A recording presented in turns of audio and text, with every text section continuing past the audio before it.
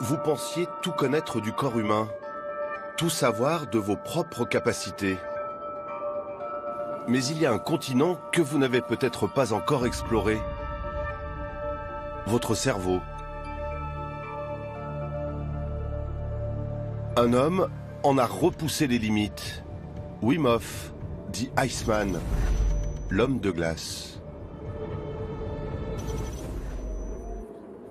Nous sommes sur la côte sud de l'Islande.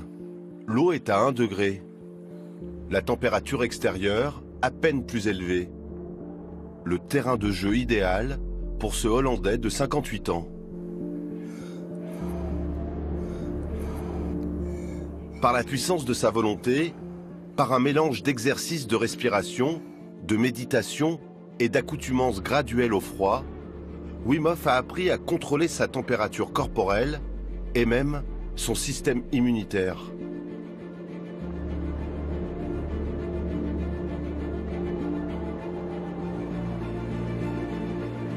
À travers Iceman et d'autres pionniers, nous allons vous raconter comment votre mental peut changer le cours de votre vie.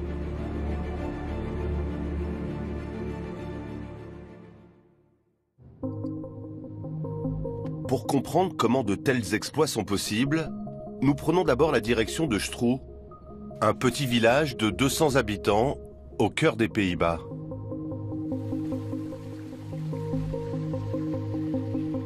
Hello. Bonjour. Bonjour. Hey. Bienvenue. Merci. Je vis ici. Entre. Merci beaucoup. On y va entrer. Wim Hof nous accueille chez lui. Hey, André.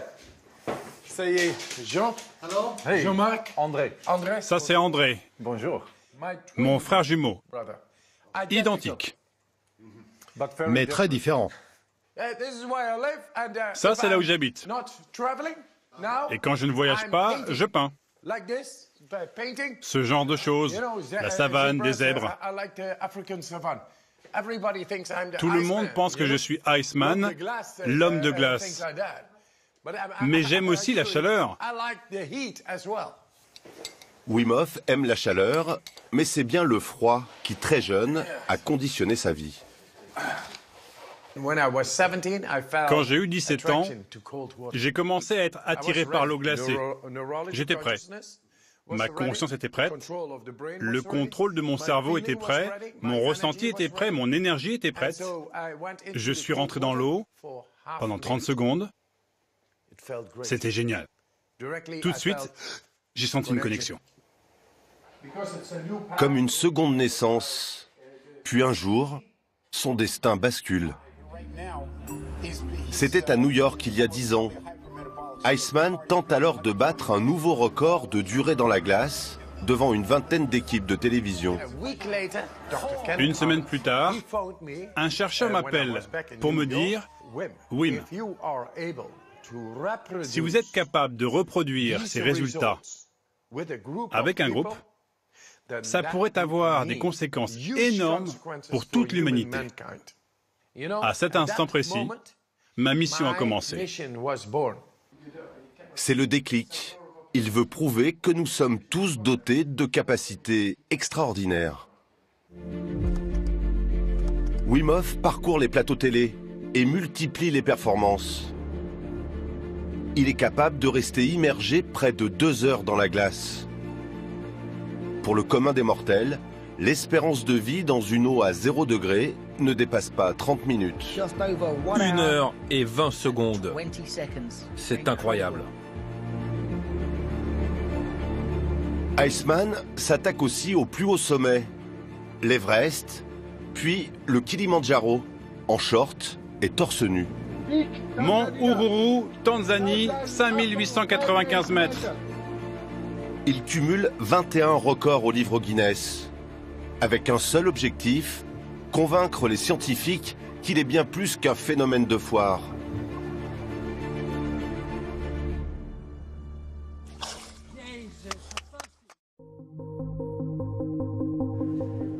En 2011, des chercheurs hollandais se penchent sérieusement sur son cas et font une découverte stupéfiante.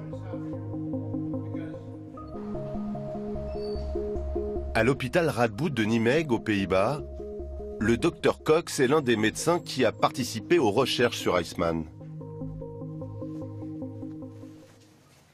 Ça s'est passé là?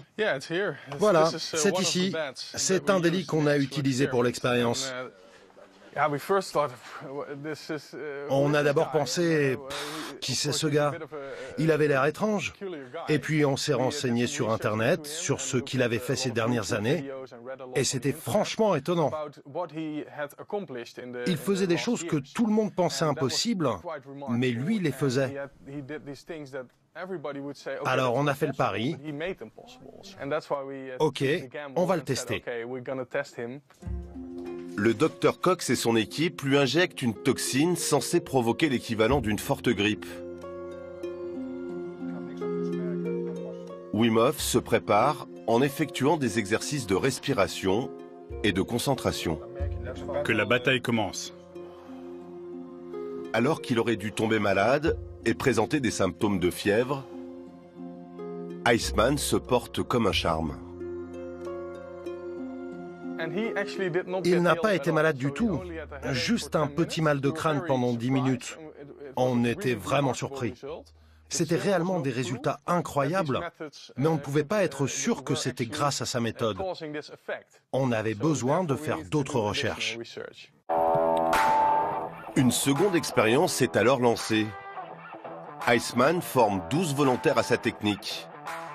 Pendant 10 jours, il les emmène en Pologne, les accoutume au froid, leur apprend à respirer et à se concentrer, jusqu'à grimper des sommets enneigés, vêtus seulement d'un short.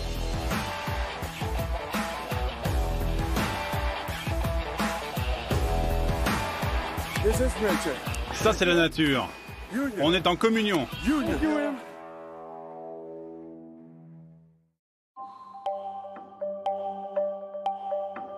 De retour à l'hôpital, les 12 volontaires reçoivent comme Iceman une injection de toxine. Un deuxième groupe, composé de 12 autres volontaires non formés à sa méthode, reçoit également l'injection. Le bilan de l'expérience stupéfie les médecins. Les résultats ont été époustouflants.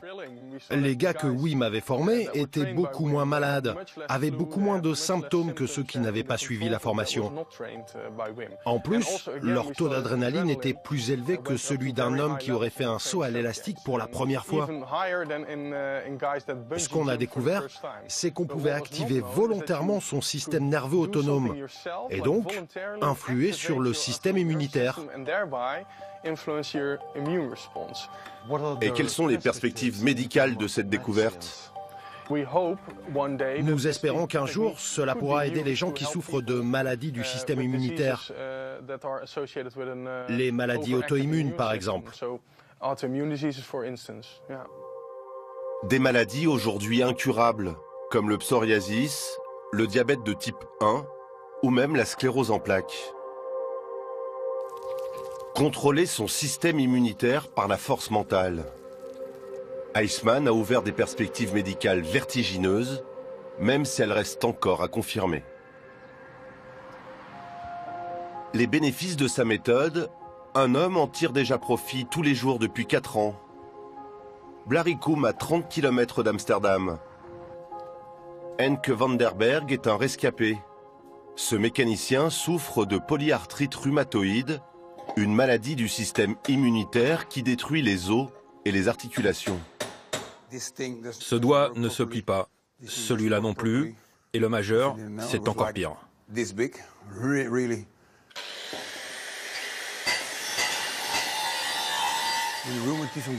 Quand les rhumatismes ont empiré il y a 7 ans, mes articulations et mes doigts ont cessé de fonctionner correctement.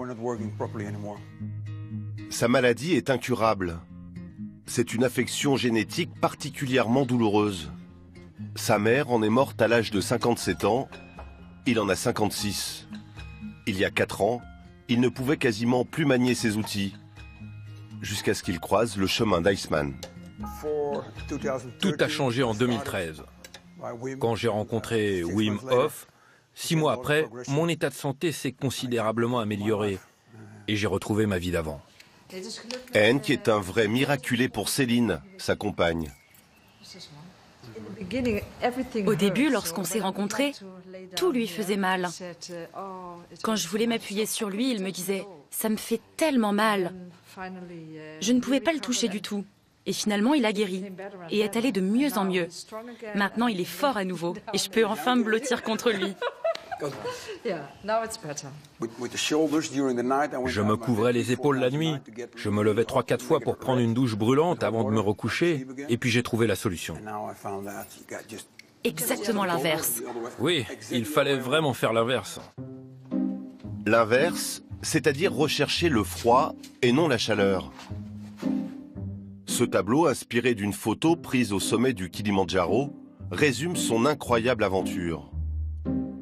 En 2014, Henk participe à la première expédition organisée par Iceman. Le groupe est constitué de malades, comme lui, âgés de 29 à 65 ans. Tous, sauf 2, réussiront l'ascension.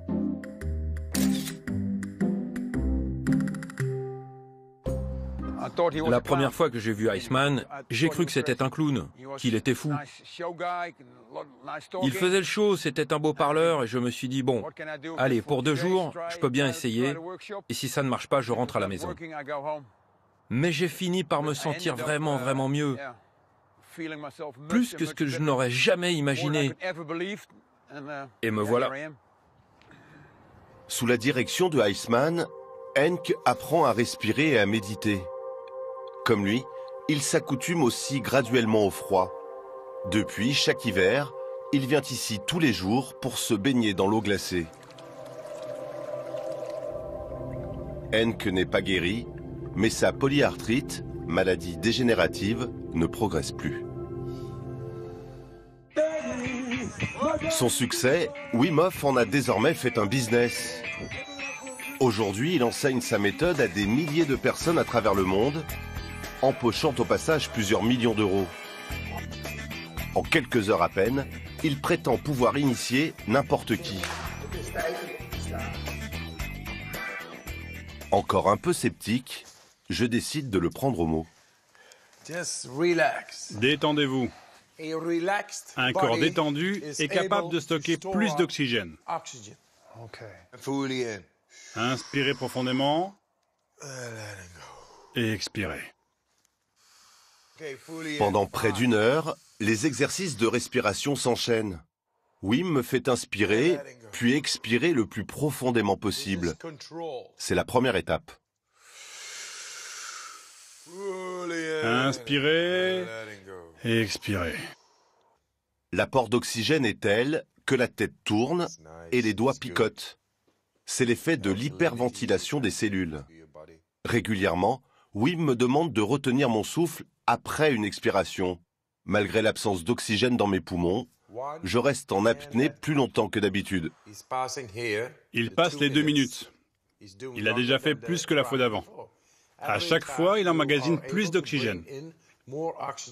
Il s'enfonce plus profondément dans son corps, dans son activité cellulaire, et ça marche.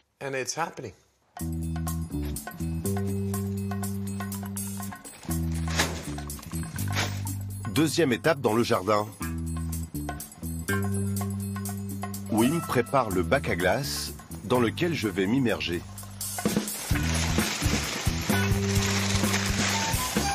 Abaissé. 1 degré, 0 degré.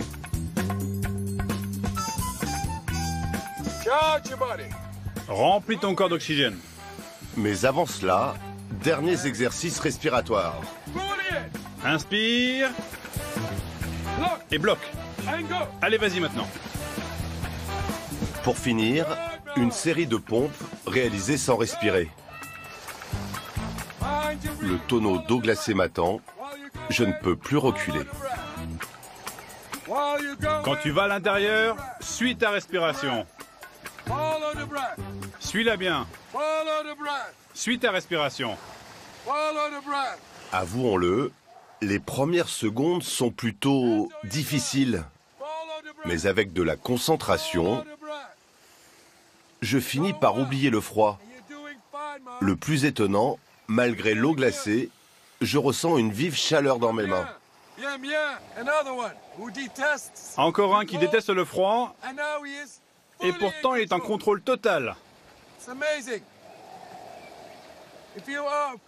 Si tu es en contrôle maintenant, tu peux être en contrôle face au danger, face aux bactéries, face aux virus, face à n'importe quoi.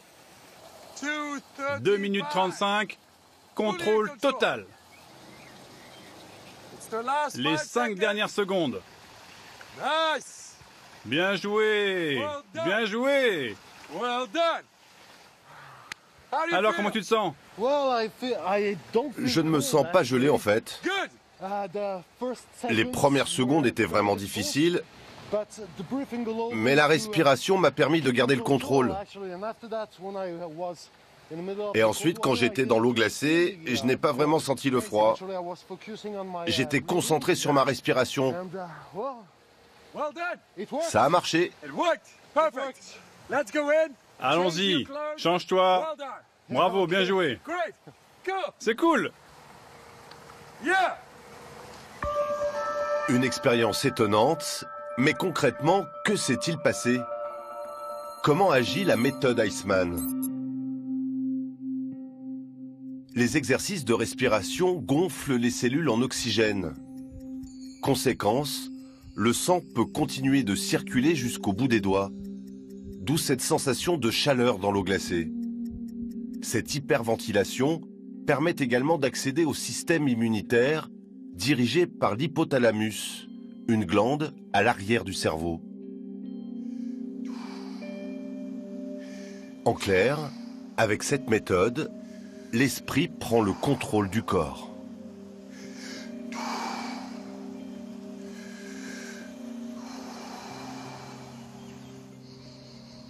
Respirer, se concentrer, devenir plus fort en entraînant son cerveau, les médecins ne sont pas les seuls à s'intéresser à la force mentale.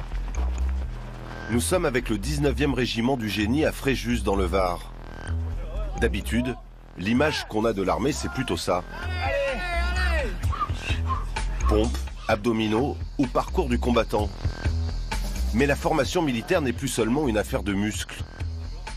Bien, je me représente, donc je suis l'adjudant Teddy du 19e RG. On va faire une dynamisation psychophysiologique. Donc le but de cette séance, c'est un échauffement mental, physique et physiologique. D'accord? Donc on va calquer ça avec une respiration spécifique qui initie une détente mentale, mais aussi qui échauffe musculairement. D'accord? Allez, chacun à son rythme. Vous allez me faire 3 respirations relaxantes. J'inspire sur un temps à 100% de mes capacités pulmonaires et j'expire sur 3 temps.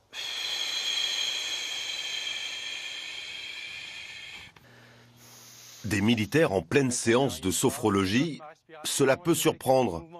Pourtant, l'armée a compris depuis longtemps l'intérêt de la préparation mentale pour ses combattants. Un petit peu plus vite, allez, j'accélère et je relâche. Les militaires appellent ces exercices les TOP, techniques d'optimisation du potentiel. Aujourd'hui, tous les régiments envoyés en opération extérieure y sont formés. Et je repars. Allez, je tiens, je bloque. Allez, et je m'active. Allez, je peux avancer, voilà. Un échauffement mental et musculaire pour motiver les troupes avant une opération. On tient, toujours en apnée. Attention derrière. Est-ce que ça joue sur la performance? Dans le sens où on réveille vraiment l'ensemble du corps et on se concentre dans l'activité, oui, ça joue sur la performance parce qu'on va vraiment rentrer dès les premières secondes dans l'activité.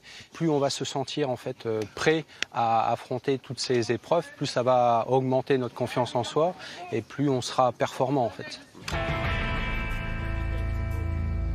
Cette compagnie du génie part bientôt en mission à l'étranger. Ces soldats devront faire face à des situations de stress et de danger. Pour les mettre en condition, les instructeurs vont les faire plonger du haut d'un pont. Avant le grand saut, un peu d'imagerie mentale. Visualiser une difficulté permet d'en réduire le stress. Et calmement, vous visualisez, vous déroulez ce film, comment je vais rentrer dans l'eau, peut-être se préparer à avoir un peu plus de fraîcheur quand mon corps rentrera dans l'eau. Des bruits juste à côté de cette route, des voitures qui passent, des bruits d'avions, des groupes de gens juste à côté. Imprégnez-vous des lieux et calmement vous visualisez ce saut de pont.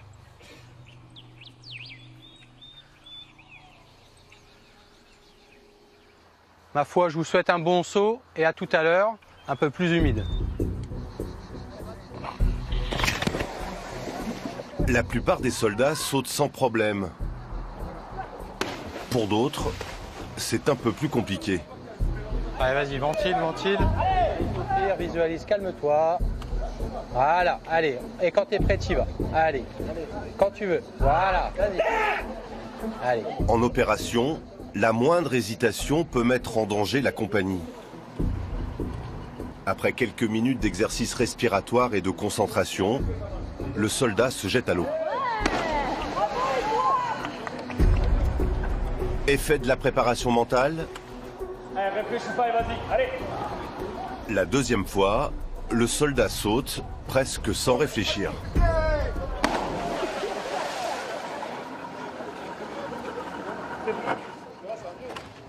À la fin de la journée, le programme s'achève par une séance de relaxation.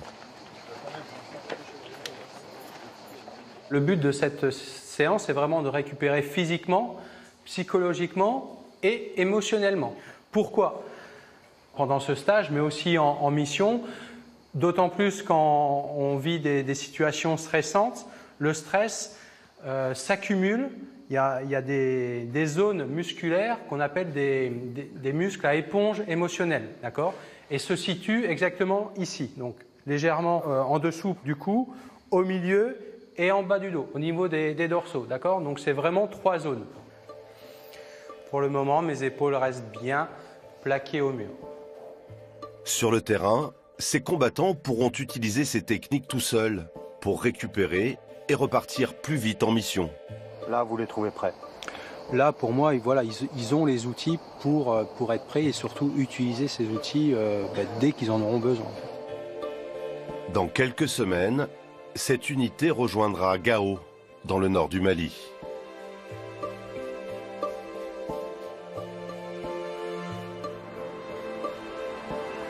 La préparation mentale, l'armée l'utilise depuis presque 30 ans. Les techniques d'optimisation du potentiel ont été mises en place dans les années 90. Et c'est une femme, Edith Perrault-Pierre, ancien médecin militaire, qui les a créées. On va aller là, sur la partie là, comme ça ils vont travailler sur la séquence préactivation mentale et dynamisation psychophysio.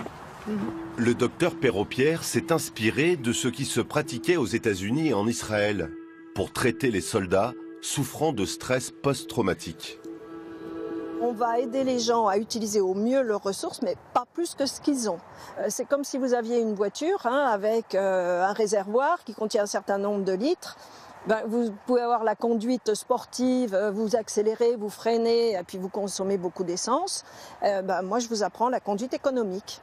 Vous ferez plus de kilomètres. Les militaires se sont appuyés sur des années d'études scientifiques. Que se passe-t-il à l'intérieur du corps quand on applique ces techniques? Le stress, comme toutes les émotions, est un message chimique. Quand nous sommes stressés, le cerveau commande la sécrétion d'une hormone, le cortisol. Libérée en excès, cette hormone affaiblit le système immunitaire, génère de la fatigue, de l'hypertension et même de l'embonpoint. Le contrôle de la respiration permet donc de faire baisser le niveau de stress et de cortisol. Et ce qui est valable pour les militaires l'est aussi pour les civils, plus particulièrement les sportifs.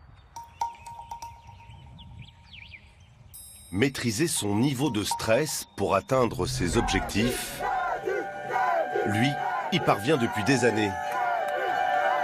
C'était il y a 3 mois, Teddy Riner venait de remporter son 9e titre de champion du monde en plus de 100 kilos. Son secret, un mental d'acier et sa psychologue. Quand j'ai commencé à 14 ans et demi, 15 ans à faire de la préparation mentale avec elle, ça m'a enlevé tout de suite le stress. Donc c'est des choses que j'ai répétées jusqu'à maintenant et qui fonctionnent. Celle qui veille sur lui depuis son adolescence, c'est elle, Meryem Salmi. Comme à chaque compétition, elle rejoint son champion quelques minutes avant la finale. T'es prêt? Serein, calme, comme tu l'as fait depuis le début, là c'était parfait. Tout le monde m'en va détecter. Des mots en apparence anodins, mais en une quinzaine d'années, elle a permis à Teddy Riner de se forger un moral de champion.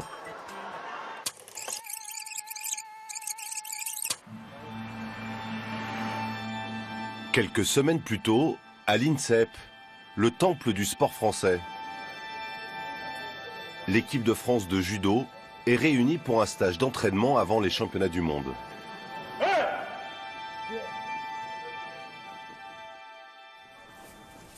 Cet après-midi, Teddy Riner peaufine ses derniers réglages. Au bord du tatami, Meryem Salmi observe. Je viens pas tout le temps à l'entraînement. Je viens là parce qu'il y a un enjeu particulier pour faire le point, pour voir, pour observer comment il est. Pour cette partie-là, je ne l'ai jamais en cabinet. Et alors, qu'est-ce que vous regardez chez lui? Comment il se comporte? Quelle est son attitude? Est-ce qu'il ressort des éléments qui montrent des signaux de stress ou d'inquiétude? Ou au contraire, il ressort plutôt un bien-être, une situation de facilité? C'est tout ça que je viens de voir en fait. Avec elle, Teddy Riner peut parler de tout. De son environnement sportif, de sa santé ou même de son couple. Teddy, il y a un petit côté maternel chez Meryem, j'ai l'impression. Bah, oui, forcément, parce que ça fait depuis mes 15 ans qu'elle me connaît. Oui. Elle m'a vu grandir, elle m'a vu me construire, elle m'a vu devenir un homme, quoi. Bon, forcément, ouais. Je peux dire que j'ai pas la même relation avec elle qu'elle a avec ses autres patients, je pense. Est-ce que j'ai menti? Non. Voilà. Et vous vous définissez comme un patient ou comme un... Non. Comme son deuxième fils. Hein. Je m'invite, hein. Je m'excuse, je m'invite. Hein. Ouais. Voilà. L'essentiel du travail de Meryem Salmi ne se passe pas au bord du tatami, mais dans son cabinet. Ça va, Meryem? Tu vas bien? Oui, et toi, ça va? Ouais, impeccable, ouais, ça va. T'as pas toujours été dans ces conditions. Des séances régulières où Meryem va déminer tous les petits détails qui pourraient polluer l'esprit du champion en compétition. Là, comment tu te sens là? Non, je me sens bien. Il me reste peut-être ce dernier stage pour faire les derniers réglages et je serai prêt. Les gens pensent que c'est parce que je suis grand, costaud, que j'ai des bras. Mais ils oublient de regarder une chose, c'est que mes adversaires sont tous pratiquement plus grands que moi et plus lourds. Donc du coup, c'est pas le côté physique. Moi, mon point fort, c'est ma vitesse. Et c'est ma tête. On ne lâche pas parce que ça y est, on y est arrivé. Aujourd'hui, la psychologue veut aborder un point de blocage. Le refus du judoka d'être mis au sol à l'entraînement. T'arrives à te laisser tomber pour... Non, par contre, je tombe pas. Ah non. Ça c'est pas possible encore. Hein. Non. T'as toujours besoin de montrer que t'es meilleur même quand t'es en préparation ou ça va mieux? T'es plus calme? Je suis plus calme.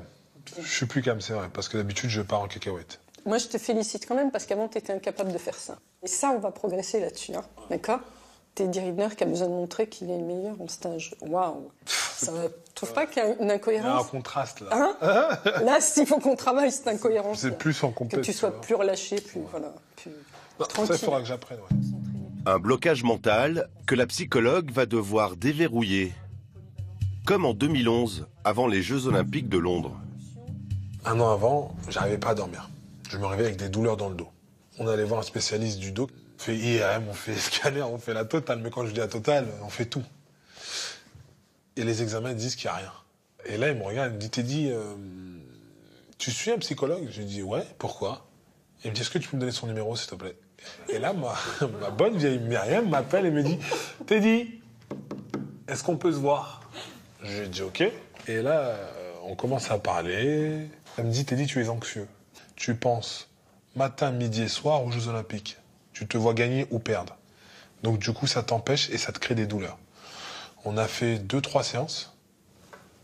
Je dormais comme un bébé. Et en plus, je suis rentré avec le titre.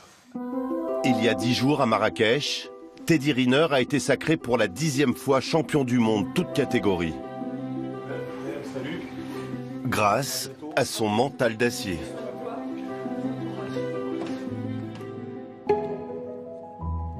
Vaincre ses blocages pour changer sa vie, prendre conscience de soi-même pour mieux contrôler son corps, est-ce à la portée de chacun de nous? C'est l'heure de la pause déjeuner dans le plus grand quartier d'affaires d'Europe. Au milieu des cadres et des traders pressés de la défense, un petit groupe immobile détonne. Ceux-là prennent le temps de faire une pause. Ils méditent. Une initiative étonnante lancée par un psychiatre, Jean-Christophe Seznec. Est-ce que vous voulez vous installer avec nous pour simplement vous offrir un instant? Non merci, c'est gentil. Une autre fois rarement, mais là on discute. C'était une bonne raison aussi. Voilà. Là, je suis en train de proposer aux personnes de s'offrir un instant, d'essayer de ralentir dans cet endroit où on passe son temps à courir, à travailler, à faire. Et si on s'offrait un instant pour simplement être au contact de l'instant. Bonjour, on propose de s'offrir un instant. Tout là-haut. Et si vous vous offriez un instant là-haut? Justement, c'est surtout pour ça qu'il faut prendre. Des refus polis, mais pour ceux qui sont venus aujourd'hui, les bienfaits semblent réels. Avant, j'y croyais pas vraiment. Pour moi, c'était quelque chose d'un peu mystique, un peu étrange, un peu perché. Je suis beaucoup plus dans l'instant présent, je me sens beaucoup plus vivant, je suis plus attentif aux autres, plus attentif à moi aussi surtout. Depuis quelques années, des millions de Français se seraient mis à la méditation dite de pleine conscience. Une technique de préparation mentale que Béatrice, avocate parisienne, a découverte il y a 5 ans. D'accord, ok, on fait comme ça. Et puis j'espère que j'aurai la date, lundi. Spécialisée en droit de la famille, elle travaille près de 50 heures par semaine. L'ordre d'idée, je peux pas vous dire. Une vie professionnelle intense, qu'elle cumule avec une vie familiale et sociale bien remplie. On est en permanence en train de penser à ce qu'on fait, à ce qu'on n'a pas fait, à ce qu'on va devoir faire, à ce qu'on a vraiment oublié de faire. Et puis, c'est le quotidien de toutes les personnes qui ont des enfants, qui travaillent, qui vivent dans une grande ville. Je pense que c'est assez partagé par pas mal de monde. Il est 19h, Béatrice quitte son cabinet et entame sa 2e journée.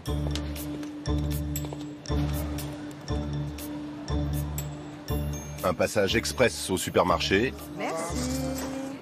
Avant de rentrer. Coucou les chéris. Béatrice a 4 enfants et élève seule les 2 derniers. Très bien, Antoine ne doit pas s'amuser. Pourquoi t'as pas fait signer? Contrôler les devoirs, préparer le repas du soir. Dans le tourbillon de ses journées, Béatrice a un atout anti-stress, la méditation. On fait une petite méditation, Antoine? Lui aussi? Vous vous mettez en face de moi? Allez. Tiens, on va faire celle-là. Béatrice, comme des millions de Français, utilise une simple application pour téléphone portable. Bonjour, bienvenue pour cette nouvelle session. Je vais vous inviter maintenant à une nouvelle exploration. Je vous invite à regarder tout ce qu'il y a autour de vous, les formes, les couleurs, les objets. La méditation, ça aide à remettre les choses à la bonne place et à peut-être ne pas se laisser complètement happer par toutes les choses qu'on a en tête. Ça apporte une certaine distance, ça met de l'espace entre justement les choses très rapides et le fait de pouvoir se poser, de pouvoir respirer, de reprendre son calme.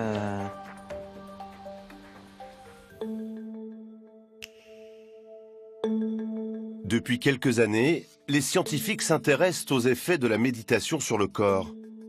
Et ce qu'ils ont découvert est vertigineux. La méditation stimulerait nos synapses, les connexions entre nos neurones.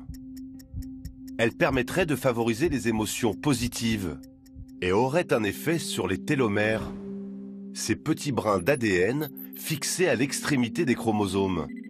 Ils sont en charge du vieillissement cellulaire.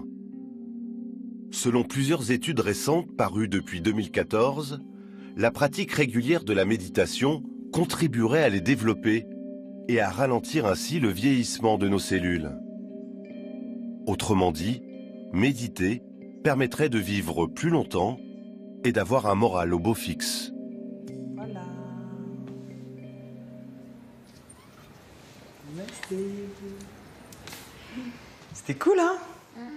Béatrice, comment vous vous sentez à l'issue de cette... Ah, bien. Bien, bien. C'était pas très long parce qu'on fait avec les enfants, mais je trouve que ça nous redonne de l'énergie.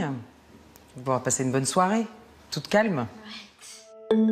Méditation, respiration contrôlée, hyperventilation, autant de techniques qui peuvent influer sur notre mental. Selon les scientifiques, notre cerveau est loin d'avoir livré tous ses secrets. La force de l'esprit pourrait bien être un peu plus qu'une fiction de cinéma.